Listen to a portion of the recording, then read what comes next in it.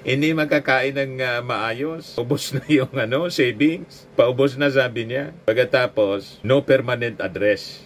NPA siya ngayon. No permanent address. Layas ng layas kung saan-saan. Nakatira na lang po sa kalsada, sa tinawag nilang Duterte Street. Inag-away-away pa sila sa pagkain. Siya ba? Talagang stressful po. O ngayon, balikan natin itong sinasabi niya. Kung ako nga, bigyan natin ng advice siguro na, tulungan na natin. Bigyan natin advice si Sara Duterte, yung pamilya Duterte. Kung ako po sa inyo, ang gawin po ninyong abogado, si Atty. Harry Roque, kasi international lawyer naman po siya. At magaling, tiniwalaan ng inyo pong tatay. Bakit wala kayong tiwala kay Atty. Harry Roque? Tama itong sinasabi niya. Mali yung mga strategy ni Kaufman.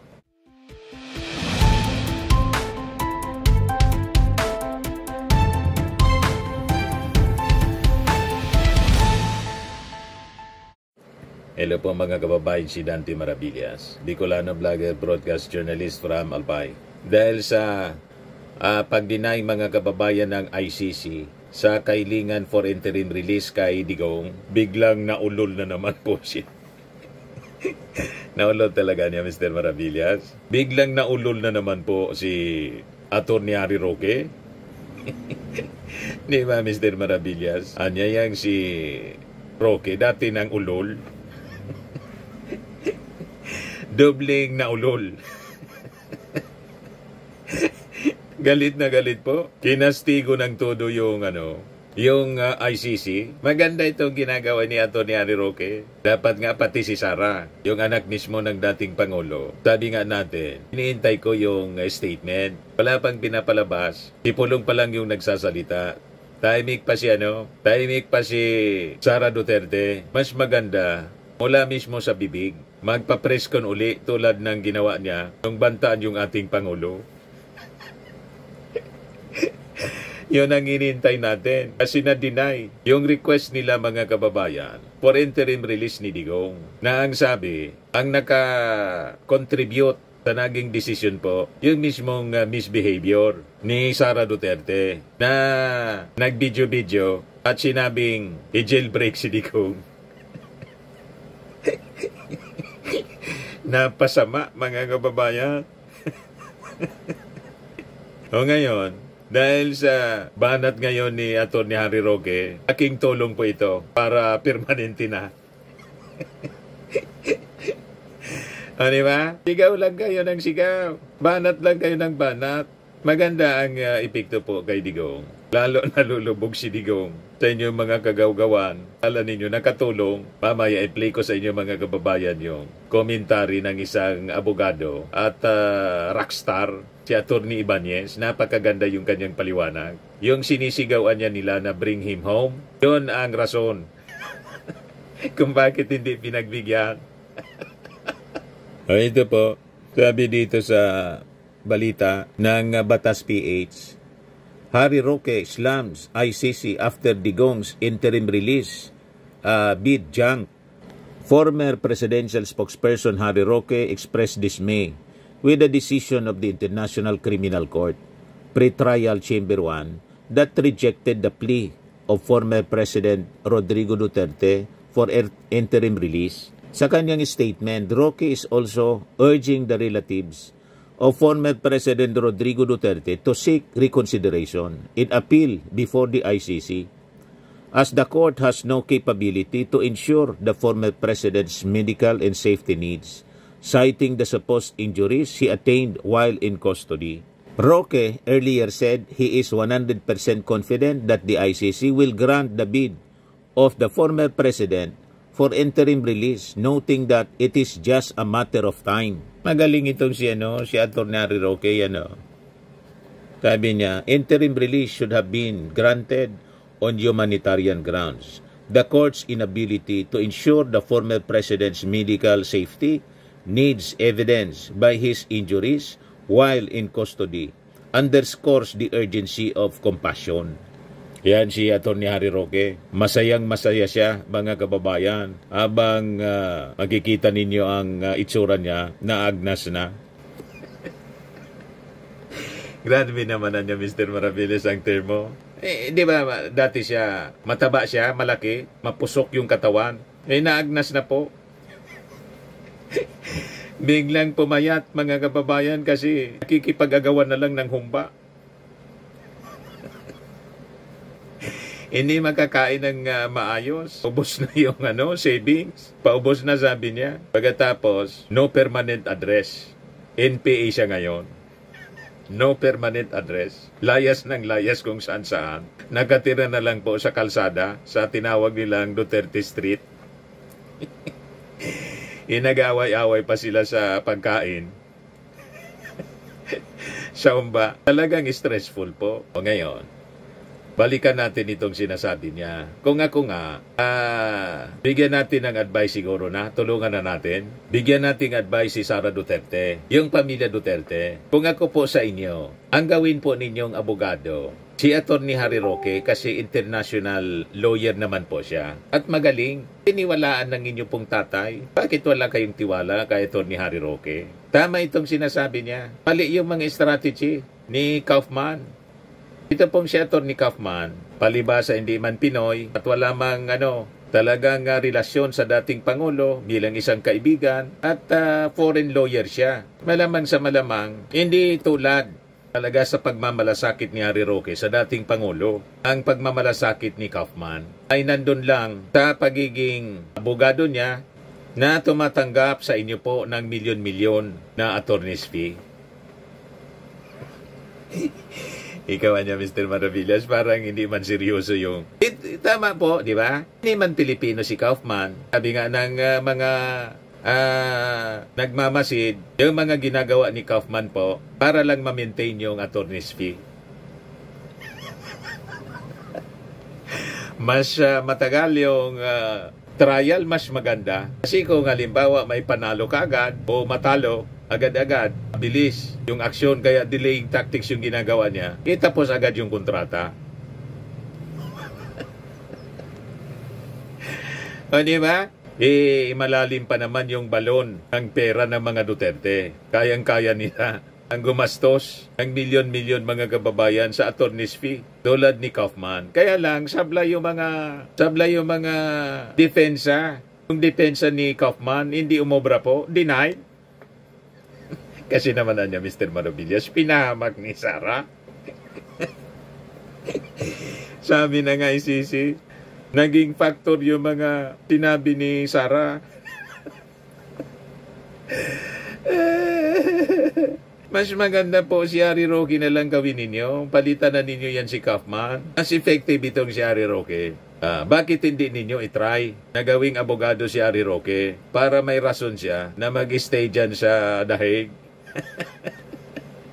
At makarecover din yung finances niya. Siyempre, hingi din siya ng attorney's fee, alangan man libre. Yan yung statement ni Harry Roque. Labagan niya sa karapatang pantao yung pag-deny ng interim release kay Digong. Sabi dito sa report, para kay dating spokesman Harry Roque, hindi makatao ang naging desisyon ng ICC na tanggihan ang hiling ni dating Pangulong Duterte para sa pansamantalang paglaya habang inintay ang paglilitis. Ang makatao po yung EJK.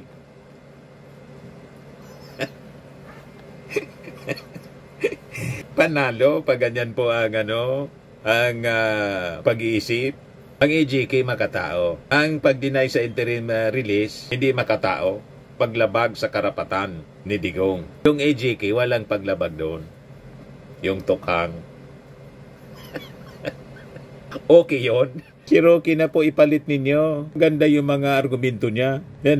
Gate ni Roque malagang matiyak na nasa maayos na kalagayan ang pag-iisip ni Duterte bago ito humarap sa korte. Magpakita kasi kayo ng medical certificate wala sa psychologist, psychiatrist. Diba pag mga doktor para ma-examine kung natunaw na talaga yung utak ni... Natunaw na yung utak ni Digong sa kaka-fentanyl. Nagkaroon siya ng tinatawag na cognitive deficiencies. Nagka-amnesia na. Sabi nila yan. Kaya lang man po, hindi man maniwala yung ICC. Kasi 24 hours nasa lookout ng mga nurses in doktor, laging nakamasid. Drama man lang niya yung mga pinapalabas kasi nungalinga. Nakikita namin, maayos niya. Kinakausap ng mga nagsiserve sa kanya ng pagkain. Siyempre, mag-i-interview yun. Kumusta niya? Naging malilimutin na ba? Tama ba yung sinasabi na nagka-amnesia na si Digong? Hindi man niya. Nagkikwento pa niya ng girlfriend niya. Crazy daw yung kanyang inibig. Tapos nagkwento yung asawa, si Elizabeth Zimmerman. Jolly niya. Okay, si Rodrigo. Masaya daw doon sa masaya sa kulungan. Baliktad sa sinasabi po ni Harry Roque. Hindi man po siya nakakapasok doon. Nandun lang siya sa Duterte Street. Nakikipag fiesta sa humba.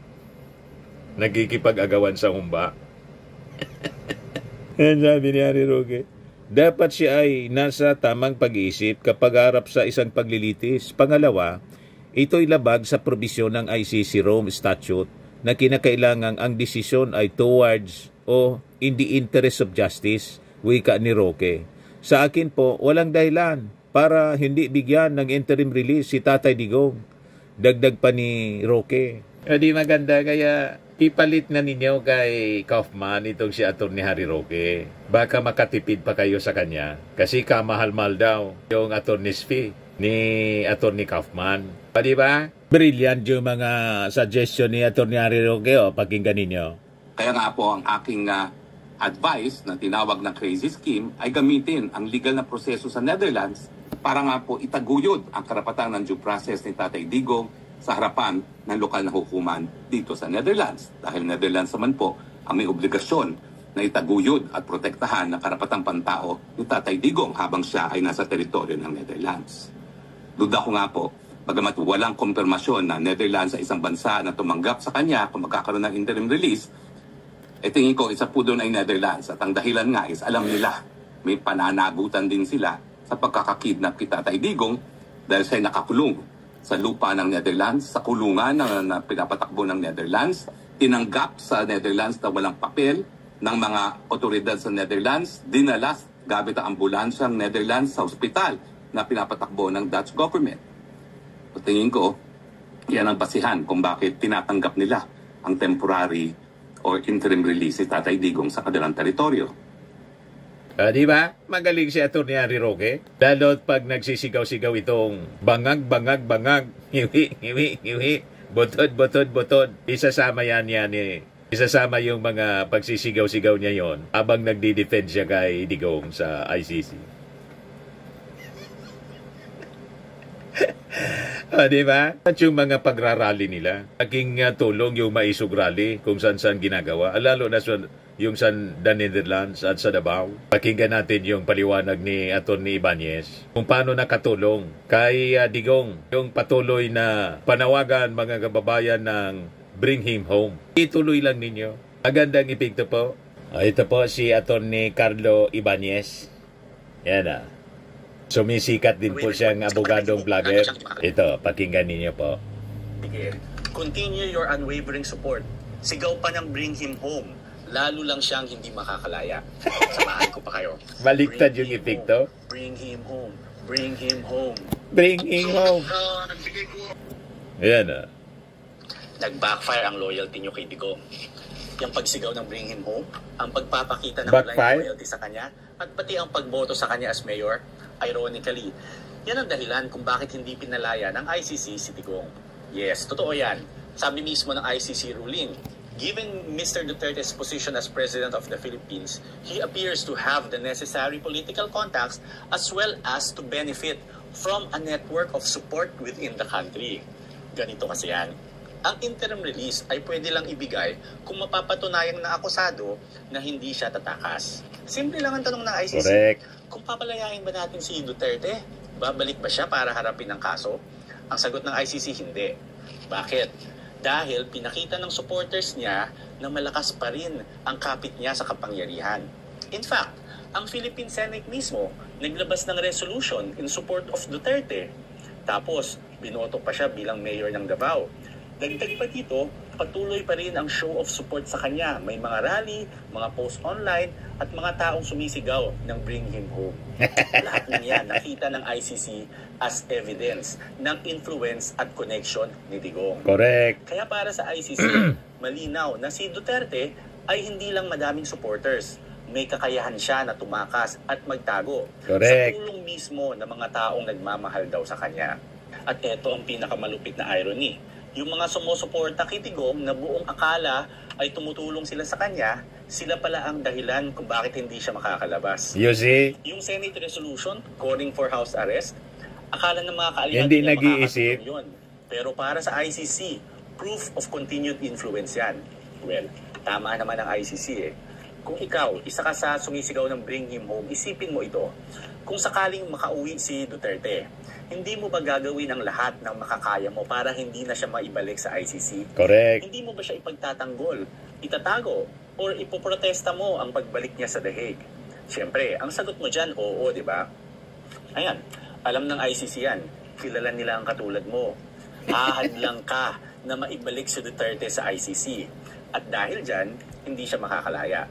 Kaya sige, continue your unwavering support. Sigaw pa ng bring him home.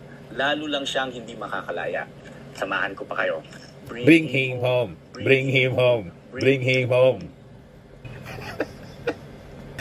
Backfire lahat yung bring him home ninyo. Kaya bukas, magrarally uli kayo. Kahit nalindol yung Davao, ituloy ninyo ang people power. At sabihin ninyo, bring him home. Lalong hindi makakalabas si Digong sa kakabring him home ninyo po. Ngayon si Sara, hininga ng komento. Yun lang po, ayaw maglabas ng comment na kapag-isip siguro.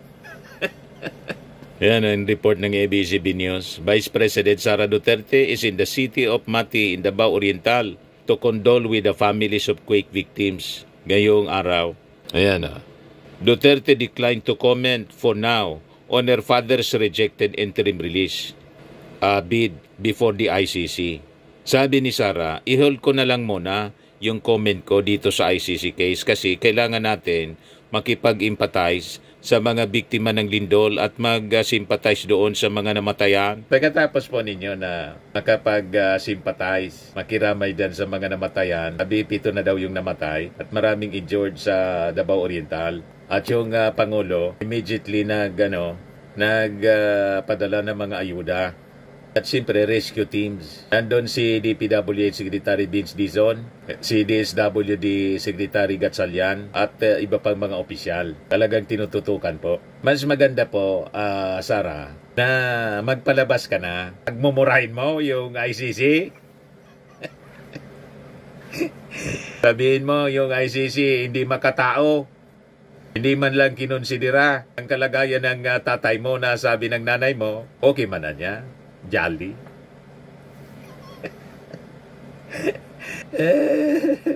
Laking tulong yan. Bakbakan mo ng bakbakan. Bantaan mo tulad ng pagbanta na ginawa mo sa ating Pangulo kay Martin at saka kay Lisa Marcos. Laking tulong yan para sa tatay mo. Kasi yun nga statement po ninyo, naging basihan para i-decline yung request for interim release. Yung sinabi po ninyo sa video na jailbreak natin si PRRD. Di ba? Ayos na ayos. Ito yung mga reactions ng mga netizens kay Harry Roque. Sa post ni Harry Roque. Sir Harry Roque, sana wag nang magsalita kung anong balak kasi hinaharang ng kalaban. Padaldalin mo lang. Padaldalin ninyo ng padaldalin kasi hindi makatagal si Harry Roque, hindi dumaldal.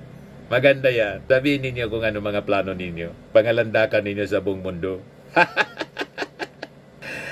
Kaya nga po, pati yung kanyang asylum application na deny, nakakakwento.